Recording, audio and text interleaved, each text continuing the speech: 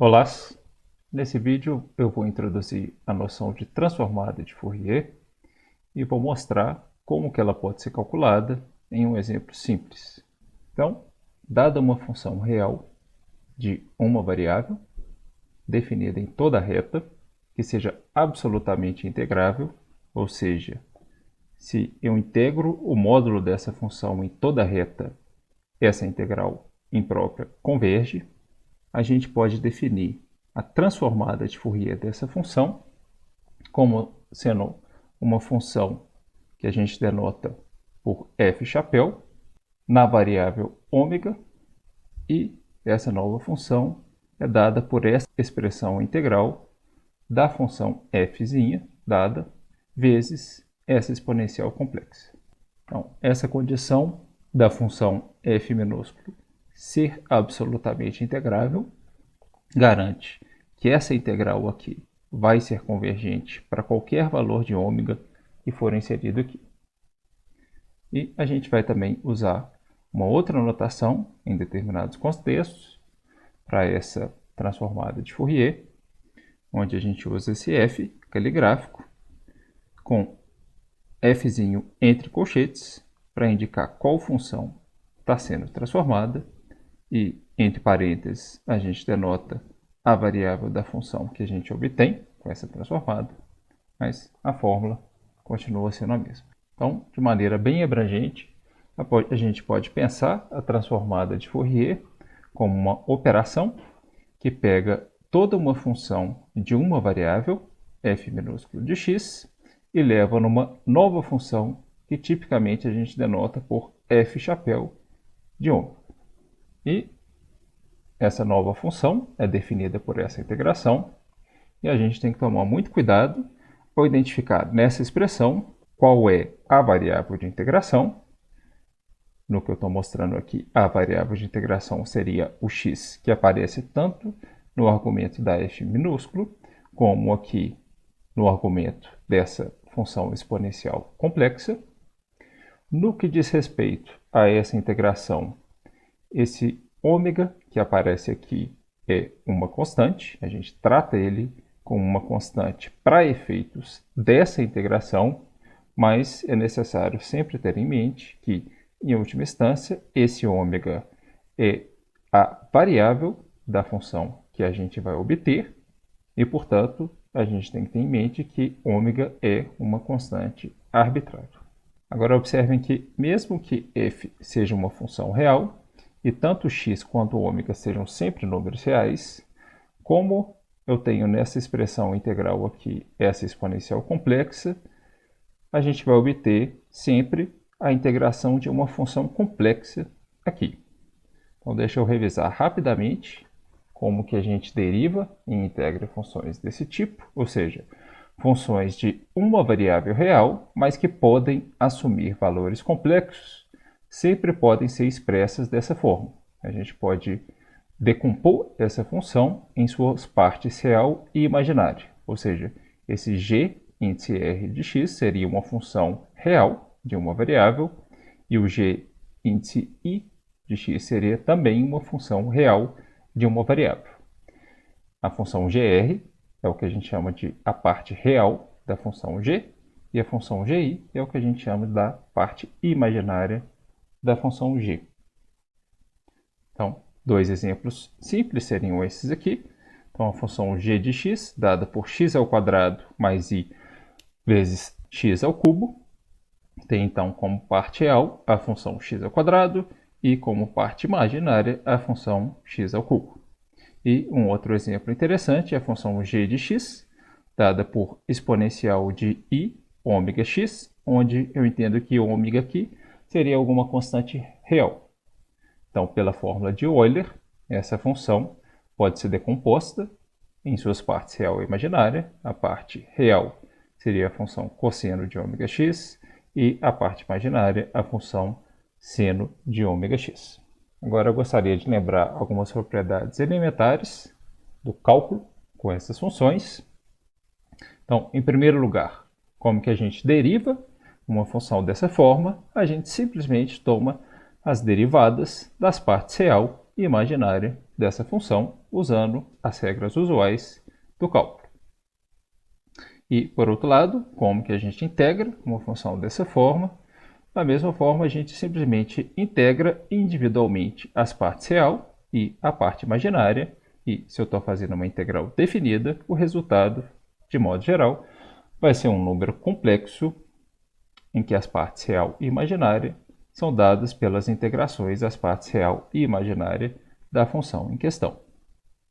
E uma última observação importante é que para esse tipo de função também vale o teorema fundamental do cálculo.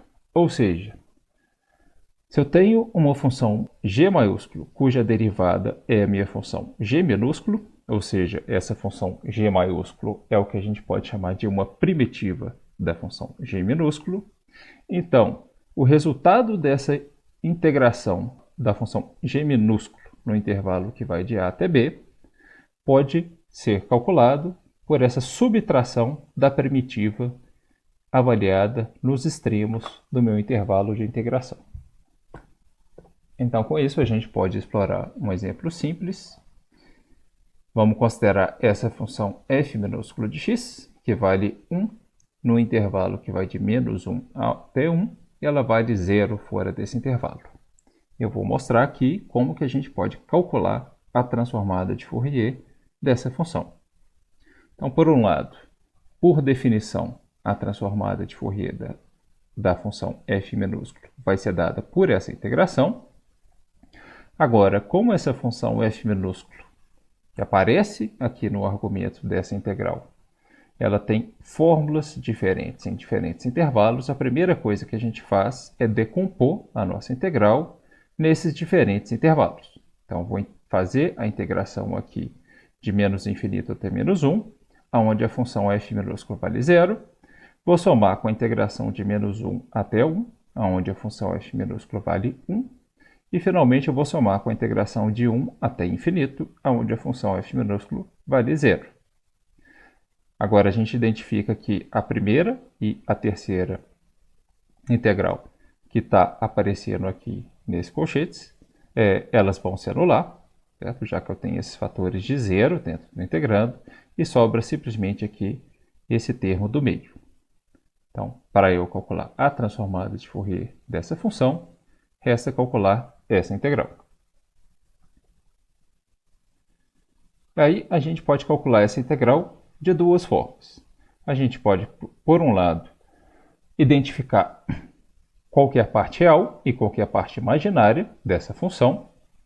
E pela fórmula de Euler, é o que está aqui entre colchetes, ou seja, é a função cosseno de ômega x menos i vezes seno de ômega x. E essa integração de menos 1 até 1 vai ser igual à integração das partes real e imaginárias. Essa integração da parte imaginária, a gente identifica que vai sempre se anular, porque se esse ômega for 0, eu vou estar integrando a função constante igual a 0, o resultado vai ser 0. Por outro lado, se o ômega não for 0, eu vou ter um integrando aqui, que é uma função ímpar, sendo integrada no intervalo simétrico, e a integral também vai dar 0. Ou seja, dentre esses colchetes aqui, só sobra essa integral do cosseno, que a gente pode resolver sem dificuldades, só tomando cuidado de separar em duas situações. Porque se ômega não for nulo, a primitiva da função que está aparecendo no integrando pode ser expressa dessa forma, ou seja, vai ser seno de ômega x sobre ômega. Que, como eu estou integrando a função cosseno de menos 1 até 1, então vou ter que avaliar essa primitiva em 1 e menos 1 e subtrair, e vou obter isso aqui, seno de ômega sobre ômega. Por outro lado, se ômega for 0, a integração fica ainda mais simples, porque eu vou ter cosseno de 0 sempre, vou estar simplesmente integrando a função constante igual a 1, de menos 1 até 1, e o resultado vai ser 2, que é esse fator que está aparecendo aqui em cima. Juntando essas informações todas, a gente tem finalmente qual que é a transformada de Fourier dessa função f minúsculo. Ou seja, essa transformada de Fourier é uma função na variável ômega, que para ômega diferente de 0, vale 2 sobre raiz de 2π vezes seno de ômega sobre ômega. E se ômega é zero, vale 2 sobre raiz de 2π. Bom, observem que essa raiz quadrada aqui inclui o π também. Okay? E é interessante observar também que, à primeira vista, essa função parece ter alguma descontinuidade em ômega igual a zero, mas não é difícil verificar, usando o teorema de L'Hopital, que se eu tomo o limite dessa expressão, quando o ômega tende a zero, o resultado vai ser justamente esse valor que está aqui embaixo. Ou seja, no final das contas, essa função é contínua, inclusive em ômega igual a zero. É claro que ela vai ser contínua também para todo ômega diferente de zero, porque essa expressão aqui é a expressão de uma função contínua. Eu gostaria de finalizar fazendo uma observação de que essa integral aqui que a gente teve que calcular para determinar a transformada de Fourier dessa função pode ser calculada de uma outra forma, observando que o integrando que eu tenho aqui admite também uma primitiva, ou seja, se eu pego essa função que está aqui entre parênteses, e, bom, desde que ômega seja diferente de zero, então se eu pego essa função entre parênteses e derivo, okay, tratando o ômega como uma constante e x como a minha variável, então a derivada dessa exponencial complexa pode ser calculada da mesma forma que a derivada de uma exponencial real. Tá? Ao derivar esse exponencial, simplesmente vai cair multiplicando aqui um fator de menos i vezes ômega, que vai cancelar com esse menos i vezes ômega que está aqui embaixo, e o resultado vai ser justamente o integrando dessa minha integral. Então, como eu tinha mencionado anteriormente, a gente pode aplicar o teorema fundamental do cálculo para esse tipo de integral, e, portanto, essa integral aqui pode ser calculada pegando essa primitiva, que eu tinha discutido anteriormente, que é uma primitiva para o integrando da minha integral. Avalio essa primitiva nos extremos do meu intervalo de integração e subtraio. Eu vou obter isso aqui. E aí, se a gente usar a fórmula de Euler para cada uma dessas exponenciais complexas que estão aparecendo aqui, a gente vai retornar novamente àquela expressão que a gente tinha obtido anteriormente. Bom, era basicamente isso e muito obrigado pela atenção.